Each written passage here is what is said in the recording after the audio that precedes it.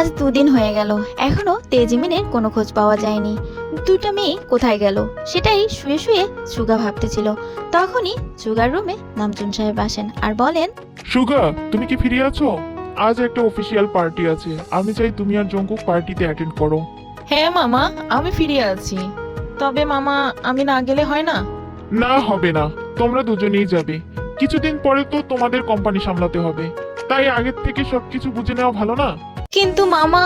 কোনো কিন্তু না সুগা, তোমরা যাবে তো যাবেই। এই বলেই নামজুন সাহেব ওখান থেকে চলে যায়। জঙ্কুক সুগা কেউই যেতে চায়নি, তারপরও যেতে হয়। পার্টি শুরু হয় সন্ধ্যা 7টায়। গাড়ি নিয়ে দুই ভাই চলে যায়। মন খারাপ করে একপাশে দাঁড়িয়েছিল। যাদের সাথে পরিচিত তাদের সাথে হালকা হেসে কথা বলতেছিল। এরই মাঝে একটা মেয়ে চলে আসে। ধুর, আর ভাল লাগে না, চিপকা চিপকি করা মেয়েটা এখানেও চলে এসেছে। কে? লিসা? ও এখানে এসেছে? সুগা আর কিছুই বলতে পারলো না। এরই মাঝে পিছন থেকে বলে, হাই জঙ্কুক, কেমন আছো তুমি? অনেক দিন পরে দেখা হলো তোমার সাথে। আয়। হ্যাঁ, আমি ভালো আছি, তুমি কেমন আছো? আমি ভালো নেই জঙ্কুক, তোমাকে অনেক মিস করেছি। লাস্ট বার আমাদের অফিসে দেখা হয়েছিল, তারপর তো আর দেখাই হলো না। তোমার নাম্বার চাইছিলাম, তাও তো দিলে না, কেন জঙ্কুক? আসলে সামনে আমার এক্সাম তো, তাই একটু বিজি আছি। এখানে দাঁড়িয়ে আছো কেন? আসো আমরা একটু সফট ড্রিঙ্কস করি। কে আর জিমিন এখানে? সুগার মুখে তেজিমিনের নাম শুনে জঙ্কুক সুগার দিকে তাকায় আর উত্তেজিত হয়ে বলে, কি বললি সুগা? তেজিমিন মানে? জঙ্কুক সুগার উত্তরের অপেক্ষা করে না, সুগার চোখ অনুসরণ করে তাকায়। সেখানেই জঙ্কুক স্তব্ধ হয়ে যায়। এদিকে লিসা জঙ্কুক সুগাকে অন্যদিকে তাকাতে দেখে সেও তাদের চোখ অনুসরণ করে সেই দিকেই তাকায় আর দেখে দুটো মেয়ে এই দিকেই হেঁটে আসছে। সেম ড্রেস, সেম হাঁটার স্টাইল, সেম হেয়ার স্টাইল, দেখতেও দুজনকে সেম লাগছে। ওয়েস্টার্ন ড্রেসে তাদের দারুণ মানিয়েছে। এদিকে জঙ্কুক সুগা হা করে তাকিয়ে আছে তেজিমিনের দিকে। তেজিমিন এসে দাঁড়ায় জঙ্কুকদের থেকে একটু দূরে। তেজিমিন চারিদিকে তাকিয়ে সবকিছু দেখতেছিল। তখনই তের চোখ পড়ে জঙ্কুক সুগার দিকে। তে জঙ্কুকের চোখে চোখ পড়ে যায়। তে সাথে সাথে চোখ নামিয়ে নেয় আর জিমিনকে বলে, আমি একটু ওয়াশরুমে যাচ্ছি, তুই এখানেই থাক। এ কথা বলেই তে ওখান থেকে চলে যায়। জঙ্কুক সুগা জিমিনের কাছে আসে, তবে জঙ্কুকের চোখ তের দিকেই থাকে। সেটা লক্ষ্য করে লিসা। সুগা জিমিনের কাছে আসে আর বলে, জিমিন, তুমি এখানে? জিমিন ওদের খেয়াল করেনি, আর ওরা যে এত কাছে এসে দাঁড়িয়েছে সেটাও খেয়াল করেনি। ও তো তের দিকেই তাকিয়েছিল। সুগার কণ্ঠ শুনে জিমিন চমকে যায় আর পিছনে ফিরে তাকায়। আপনারা এখানে? আমরা এখানে কারণ আমার বাবা দেশে নেই আর মামাও আসেনি, তাই আমাদেরই আসতে হলো। ও আচ্ছা, তো কিছু বলবেন? না, মানে হ্যাঁ, তোমরা এখানে কি করছো? কেন, এখানে আমাদের আসা যাবে না? না না, আমি তা বলিনি, এখানে আসতেই পারো, তবে এটা তো বিজনেস পার্টি, তাই এখানে তোমরা এসেছো, এখানে তো সবাই আসতে পারে না, এই জন্য আর কি। এই 2 দিন কোথায় ছিলে তোমরা? একসাথে দুজনে প্রশ্ন করলে কোনটার উত্তর আগে দেব বলেন? একটা একটা করে প্রশ্ন করেন। আগে বলো, এই 2 দিন কোথায় ছিলে তোমরা? আমাদের একটু কাজ ছিল, তাই আমাদের বাসায় চলে আসতে হলো। কিন্তু আপনারা কেন জিজ্ঞাসা করতেছেন এটা? আসলে তোমাদের কিছু কথা বলার ছিল, তাই তোমাদের খুঁজছিলাম, কিন্তু তোমাদের পাইনি তখন, তাই আর কি। কি এমন কথা যেটা বলার জন্য আমাদের খুঁজতেছেন? তো কি বলবেন বলুন। আমি কি হলো জিমিন, হঠাৎ তোমার কি হলো? কথা বলতেছো না কেন? কি হয়েছে তোমার? Jimin, Jimin, Jimin. জিমিন আর কথা বলতে পারছে না, ওর নিঃশ্বাস নিতেও কষ্ট হচ্ছে। হঠাৎই জিমিনের এমন হওয়াতে জঙ্কুক সুগা কিছুই বুঝতে পারছে না। জিমিন পড়ে যেতে নিলেই সুগা জিমিনকে ধরে ফেলে আর বলে, জিমিন, কি হলো তোমার? জিমিন, কথা বলছো না কেন? জিমিন, কথা বলো। দেখ না জঙ্কুক, জিমিনের কি হলো? সুগার কথা শুনেই জঙ্কুক জিমিনকে ডাকতে শুরু করে। তখন জিমিন আস্তে আস্তে করে বলতে থাকে, দেখে বাঁচান, দেখে বাঁচান।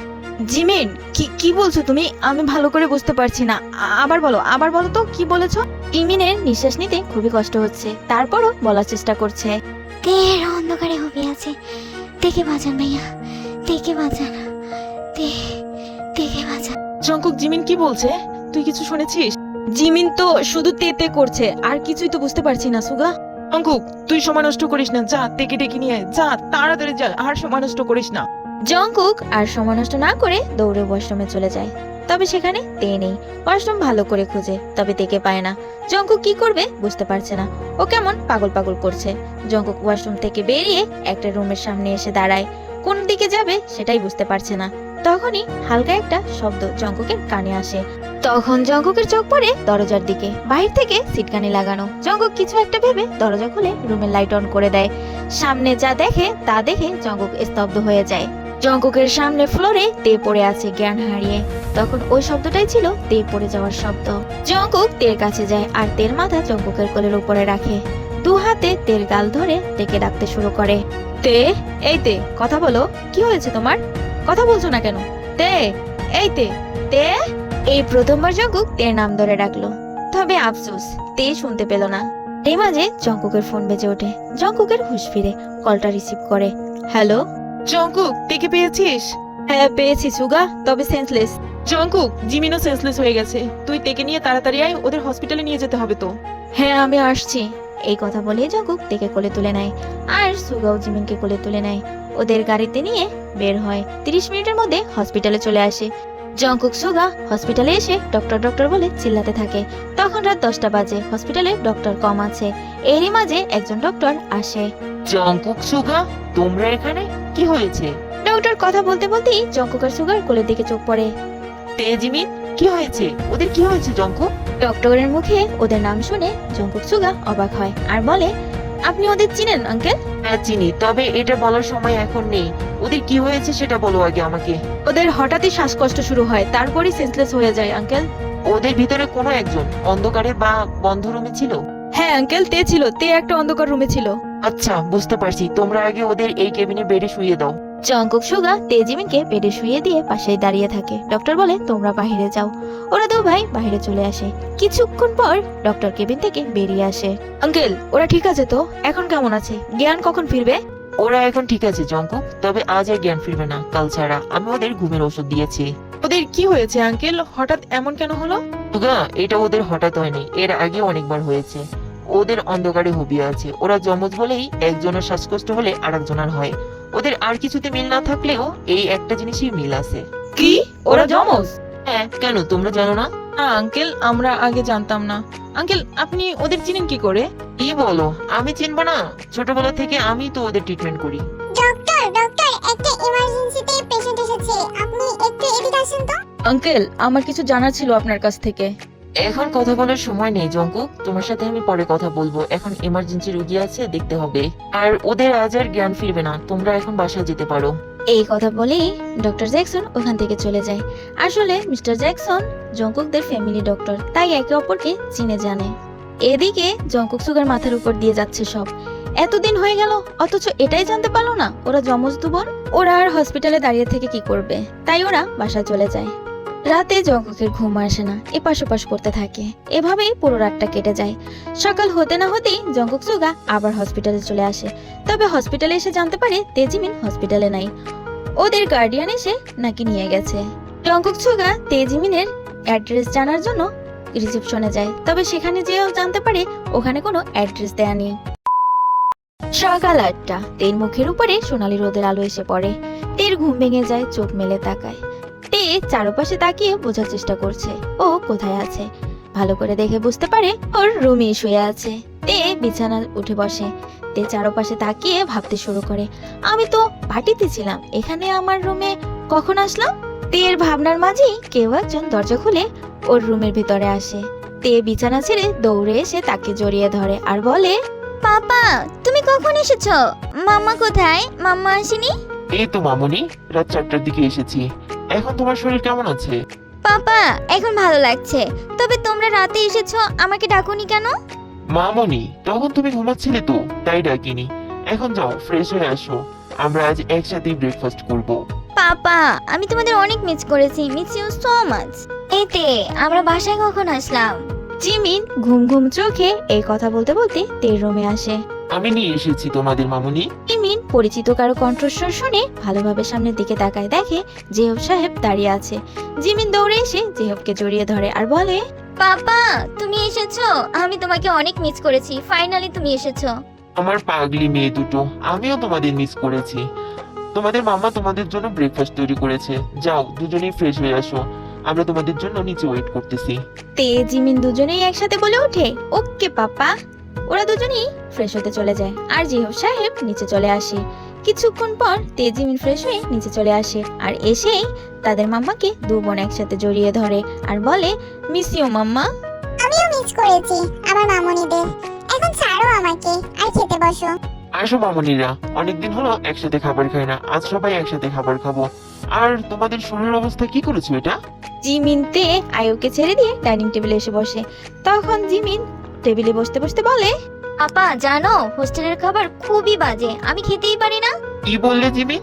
তোমাদেরকে আমি বারবার বারণ করছিলাম না তোমরা হোস্টেলে যাবে না? তারপরেও কেন তোমরা হোস্টেলে গিয়েছিলে?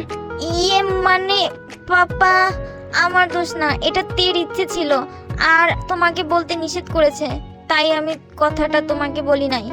কথাটা জিমিন মিনমিনিয়ে তের দিকে তাকিয়ে বলে, আর তেও জিমিনের দিকেই তাকিয়েছিল। তে তখন মনে মনে বলে, হারামিটা সব বলে দিল। তে মামনি, জিমিন এসব কি বলছে? তুমি সত্যি এমন করেছো? পাপা আমি ইয়ে মানে ভেবেছিলাম তোমরা বাসায় নেই, তাই কিছুদিন ওখানে থাকলে আর কি হবে, তোমরা বাসা আসলে না হয় আবার বাসা চলে আসবো, এটা ভেবেই গেছিলাম ওখানে। তাই বলে তুমি হোস্টেলে যাবে? দেখেছো তোমাদের শরীরের অবস্থা কি করেছো? তে জেহপের ধমকে হালকা কেঁপে ওঠে। এরই মাঝে আয়ু বলে ওঠে, কি করছো কি? এতদিন পর মেয়েদের কাছে এসেছো আর এসে তাদের বকছো? ইচ্ছে হয়েছে তাই থেকেছে, এত বকার কি আছে? পাপা আর এমন করব না, পাপা প্লিজ তুমি রাগ করো না। সত্যি পাপা, আমিও আর এমন করব না, প্লিজ তুমি রাগ করো না। তোমরা পাপার কথা শোনো না, তাহলে রাগ করবো না তো কি করব? তোমরাই বলো। হয়েছে তো, এখন থামো। এই জিমি, তোমাদের জন্য আমি তোমাদের পছন্দের বিরিয়ানি বানিয়েছি, খেয়ে দেখো তো কেমন হয়েছে। তখন তেজিমিন বিরিয়ানিটা মুখে নেয় আর বলে, মামুনি অনেক টেস্টি হয়েছে, তোমার হাতের রান্না মানেই তো সব থেকে বেস্ট রান্না মামুনি। সবাই মিলে একসাথে খাবার খেতে শুরু করে। চলো এরা খেতে থাক, আমরা ওদের সম্পর্কে কিছু জেনে নেই। তোমরা তো জানো তেজিমিনের বাবা মা নেই, তাহলে এই পাপ্পা মামা কোথা থেকে আসলো? আসলে তেজিমিন যমজ, ওদের মা হলো ইউনজুন বেগম। তিনি তেজিমিনের ডেলিভারির পরেই মারা যান। আর তের বাবা হলো সোবিন সাহেব, তিনি ওদের 9 বছর বয়সে একটা কার অ্যাক্সিডেন্টে মারা যায়। জিয়ব হলেন তেজিমিনের বড় চাচু, আয়ু জিয়বের স্ত্রী, তেজিমিনের চাচে। তাদের কোনো সন্তান নেই, তেজিমিনকে তাদের সন্তানের মতোই বড় করেছেন। তেজিমিনকে কখনো কষ্ট পেতে দেননি, আর একবার মুখ থেকে যেটা বের করেছে সেটা মিনিটের মধ্যেই এনে হাজির করেছেন। ইহোপার আয়ু কি যেন একটা কাজের জন্য দেশের বাইরে ছিলেন 2 মাসের মতো, তবে তেজিমিন হসপিটালে শুনে এমার্জেন্সি চলে আসেন রাতে। তাদের আসার কথা ছিল আরো 2 দিন পরে। মেয়েদের অসুস্থর কথা শুনে জিহোপার আয়ু আর থাকতে পারেননি, কারণ মেয়েদের অনেক ভালোবাসেন। এবার তো বুঝতে পারলে জান পাখিরা, আর বাকিগুলো আমরা গল্পের মাঝেই জেনে নিব। এদিকে জংকুক থেকে খুঁজে পাচ্ছে না হসপিটালে। এরপরে জংকুক ভার্সিটিতে চলে যায়, সেখানেও তেজিমিনকে পায় না। সুগা এমনি শান্ত ছেলে, সে আরো শান্ত হয়ে গেছে। ওর মনে হচ্ছে ওর সবকিছু হারিয়ে ফেলেছে। 3 দিন ধরে ওদের কোনো খোঁজ পাওয়া যায়নি। ইউনো এখন অনেক টেনশন করছে, কারণ তেজিমিন কল রিসিভ করছে না। ইউনো বেশি কিছু জানে না, শুধু জানে ওরা যমজ আর তাদের বাবা মা নেই, এছাড়া আর কিছুই বলেনি। জংকুক আগের মতো দুষ্টুমি করে না কারোর সাথে, তেমন কথাও বলে না। হঠাৎ কেন এত পরিবর্তন সেটা কেউ বুঝতেও পারছে না। জংকুকের হঠাৎই মনে পড়ে যায় ডক্টর আঙ্কেলের কথা। সুগাকে নিয়ে জংকুক হসপিটালে আসে, কিন্তু এখানে এসে জানতে পারে মিস্টার জ্যাকসন 7 দিনের জন্য দেশের বাইরে গেছেন। জংকুক সুগা অনেক পরিবর্তন হয়ে গেছে, খুবই চুপচাপ হয়ে গেছে, আগের মতো কিছুই নেই এখন আর। অন্যদিকে তেজিমিন 3 দিন বাসায় থাকার কারণে এখন বিরক্ত ফিল করছে, তাই তাদের মাম্মামের কাছে এসে দুষ্টুমি করতেছে কিচেন রুমে। মাম্মা, আজকে তুমি আমাকে রান্না শিখাবে, আমি রান্না করব, তুমি শুধু দেখিয়ে দিবে। তে আগে আমি শিখবো, তুই এখান থেকে যা তো। না আমি যাব না, তুই যা, আমি তোর থেকে 5 মিনিটের বড় না, আমি যেটা বলবো তুই সেটাই শুনবি। ইস 5 মিনিটের বড় হয়ে মনে হয় আমার মাথা কিনা নিছো, যা বলবি তাই শুনতে হবে নাকি? হ্যাঁ তোমরা দুজন চুপ করবে। আর কিচেনে কি করছো তোমরা? তোমাদের বাসায় রাখা হয়েছে রেস্টের জন্য, দুষ্টুমি করার জন্য না। যাও এখান থেকে রুমে যাও। প্লিজ মাম্মা রাগ করো না, আমি রান্না শিখতে চাই। হ্যাঁ মাম্মা, আমাদের রুমে একদম ভালো লাগে না, আমরা তোমার সাথে রান্না করব। ইহোপ সাহেব ড্রয়িং রুমে বসে কফি খাচ্ছিল। ওদের 3 জনের কথোপকথন সে শুনতে পায়। তখন সে বলে ওঠে, বিয়ের পরে শিখে নিও শাশুড়ি মার কাছ থেকে। এখন যাও, যে রেস্ট নাও, আর দুজনেই রুমে চলে যাবে, ওকে? এই কথা শুনেই তে আর জিমিনের মনটা খারাপ হয়ে যায়। ওরা বিয়ে করতে চায় না, ওরা চায় সারা জীবন পাপা মামার কাছেই থাকতে। তে আয়ুকে জড়িয়ে কান্না করে দেয় আর বলে, মাম্মা পাপাকে বুঝাও না, আমরা বিয়ে করতে চাই না, আমরা সারা জীবন তোমাদের কাছেই থাকতে চাই। হ্যাঁ মাম্মা, তোমাদের ছেড়ে আমরা কোথাও যেতে চাই না। করবো বোকা মেয়েরা, সারা জীবন কি বাবার বাড়িতে থাকা যায়? মেয়ে বড় হলেই মেয়েদের বিয়ে দিতে হয়, এটাই হলো প্রকৃতির নিয়ম রে মা। আয়ুর চোখেও পানি চলে আসে। ওদের বিয়ে হয়ে গেলে আয়ু কি করে থাকবে? জিহবের চোখেও পানি ছলছল করছে, তবে মুখ থেকে কোনো কথাই বের হচ্ছে না। যাও তোমরা উপরে যাও, ফ্রেশ হয়ে নাও, আমি রান্না শেষ করি তোমাদের ডাক দিব। আয়ু সবার আড়ালে চোখের পানিটা মুছে নেয় আর ওদের উপরে যেতে বলে। তেজিমিন ওরাও আয়ুর কথা শুনে উপরে চলে যায় ফ্রেশ হতে। জিনু, জঙ্কুকের সুগাকে ডাকো তো, আমি কিছু কথা বলবো, সবাইকে ডাকো। আচ্ছা, তুমি ডাইনিং এ বসো, আমি ওদেরকে ডেকে নিয়ে আসছি। এই কথা বলে জিন বেগম উপরে চলে যায় আর প্রথমেই সুগাকে ডাকে, তারপরেই জঙ্কুকের রুমে আসে। তো এসে দেখে জঙ্কুক শুয়ে আছে। তখন জিন বলল, বাবু, কি হয়েছে তোর? এই অসময় শুয়ে আছিস যে, লাঞ্চ করবি না? ওহ মা তুমি? না আমি খাবো না, তোমরা খেয়ে নাও। বাবু, কি হয়েছে তোর? দুদিন ধরে দেখতেছি একদম চুপচাপ হয়ে আছিস, কথাই বলছিস না, কিছু হয়েছে কি? না মা, কিছু হয়নি, এমনি ভালো লাগছে না, যাও তুমি খেয়ে নাও। বলবি না যখন, থাক, আর বলতে হবে না। তুই বললি তোর আমি বিশ্বাস করবো না যে তোর কিছু হয়নি। যাই হোক, তোর বাবা নিচে ডেকেছে, নিচে আয়। বললাম তো আমি খাবো না। বাবু, তোর বাবা ডেকেছে সবাইকে, কি জানি ইম্পর্টেন্ট কথা বলবে। ওকে তুমি যাও, আমি আসতেছি। আচ্ছা ঠিক আছে, তুই তাড়াতাড়ি আসিস। এই কথা বলেই জিন ওখান থেকে নিচে চলে আসে। কি হলো জিন, তোমার গুণধর ছেলে এখনো আসলো না যে? আসতেছি ওরা। জিনের কথা শেষ হতে না হতেই জঙ্কুক সুগা চলে আসে। এসেই ডাইনিং টেবিলে বসে পড়ে, তবে কোনো কথাই বলে না, চুপচাপ খেতে শুরু করে। শোনো সবাই, কাল জঙ্কুকের বিয়ের রেজিস্ট্রি হবে, কোনো অনুষ্ঠান হবে না। এখন শুধু বিয়েটাই হবে, পরে রিসেপশন করে নিব।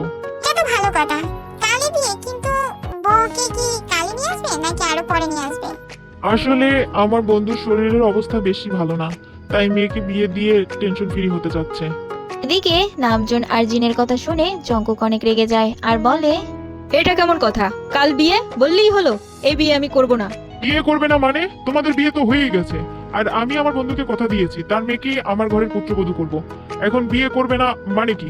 আর কেন করবে না? বাবু, তুই বিয়ের কথা শুনলেই এমন কেন করিস বলতো? তুই কি অন্য কাউকে পছন্দ করিস? এটা কেমন কথা বললে জিনু? জঙ্কুক আগে থেকেই জানে ওর বিয়ের কথা, তাহলে ও কি করে অন্য কাউকে পছন্দ করতে পারে? আর পছন্দ করলেও আমি কি তাকে মেনে নিব? হ্যাঁ, আমি অন্য কাউকে পছন্দ করি, বিয়ে করলে আমি তাকেই বিয়ে করব। জঙ্কুকের মুখে এমন কথা শুনে সবাই অনেক অবাক হয়। সব থেকে বেশি তো সুগা অবাক হয়, কারণ এত বছরেও কোনো মেয়েদের সাথে কথা বলতে দেখেনি। আর জঙ্কুক বলে কিনা ও কাউকে পছন্দ করে, সেটা সুগা জানতেও পারলো না। মেয়েটা কে বাবু? কি করে? বাসা কোথায়? জিনু, তুমি এসব কি জিজ্ঞাসা করছো? তুমি জানো সবকিছু, তারপরেও এই কথা কিভাবে জিজ্ঞেস করছো তুমি? আরে হ্যাঁ জঙ্কুক, তোমাকে বলছি, কাল সন্ধ্যায় তোমার বিয়ে, এটাই মাথায় গেঁথে নাও। আর কিছুই শুনতে চাই না আমি। আমার বন্ধুকে দেওয়া ওয়াদা আমি ভাঙতে পারবো না, এই কথা বলে গেলাম।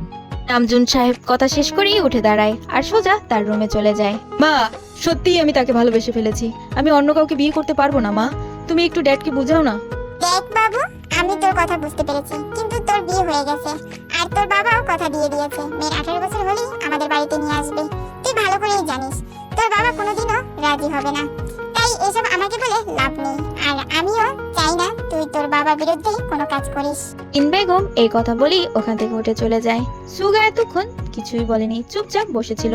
জঙ্কুকের কথা শুনে আবারও অবাক হলো। কি বলছে এসব জঙ্কুক? সুগা যেটা ভাবছে সেটাই কি সত্যি? জঙ্কুকও টেবিল ছেড়ে উঠে যায়। কিছুক্ষণ পর সুগাও ওখান থেকে উঠে চলে যায়। সুগা জঙ্কুকের রুমে চলে আসে আর জিজ্ঞাসা করে, জঙ্কুক, তুই কাকে পছন্দ করিস? তেকে নয় তো? হ্যাঁ সুগা, আমি তেকেই ভালোবেসে ফেলেছি, ওকে ছাড়া আমি আর কাউকে বিয়ে করতে পারবো না। জঙ্কুক, তুই কিন্তু এখন পাগলামি করছিস। তুই আরো 2 বছর আগে থেকেই জানিস তুই বিয়ে করেছিস, তারপরেও এমন কথা কি করে বলিস? তুই মামার কথাও ভাবলি না? এক সুগা, ভালোবাসা বলে কই হয় না। আমি নিজেও জানি না কবে তেকে ভালোবেসে ফেলেছি। আমি বিয়ে করলে তেকেই করব। তুই তেকে কোথায় পাবি জঙ্কুক? ওর তো কোনো খোঁজই নেই। তাহলে আমি জানি না তেকে আমি কোথায় পাবো, তবে আমি কালকে যেভাবেই হোক তেকে খুঁজে বের করবই। আর যদি খুঁজে না পাস তাহলে কি করবি ভেবে দেখেছিস জঙ্কুক? হ্যাঁ ভেবেছি সুগা, কাল থেকে খুঁজে না পেলে ড্যাড যাকে বলবে আমি তাকেই বিয়ে করব। তুই শিওর জঙ্কুক? হ্যাঁ আমি শিওর সুগা। সন্ধ্যা 7টা। নামজুন, সুগা, জঙ্কুক বসে আছে মেয়েদের বাড়িতে, সাথে কাজী আর মেয়ের বাড়ির লোকজন। কাজী জঙ্কুককে কবুল বলতে বলে, তবে জঙ্কুক চুপচাপ বসে আছে। কি হলো জঙ্কুক, কবুল বলছো না কেন? কবুল বলো। আমজুনের কথা শুনে জঙ্কুক কবুল বলে আর সইও করে দেয়। এরপর কাজী চলে যায় মেয়ের রুমে। এরই মাঝে জঙ্কুকের ফোনে একটা কল আসে। কলটা রিসিভ করে। ওপাশ থেকে যা শুনে তা শুনে জঙ্কুক দাঁড়িয়ে যায়। কলটা কেটে জঙ্কুক বাসা থেকে বেরিয়ে যেতে নাই। জঙ্কুক, কোথায় যাচ্ছ তুমি? তবে জংকুক কোনো কথাই বলে না, সোজা বাসা থেকে বেরিয়ে যায়।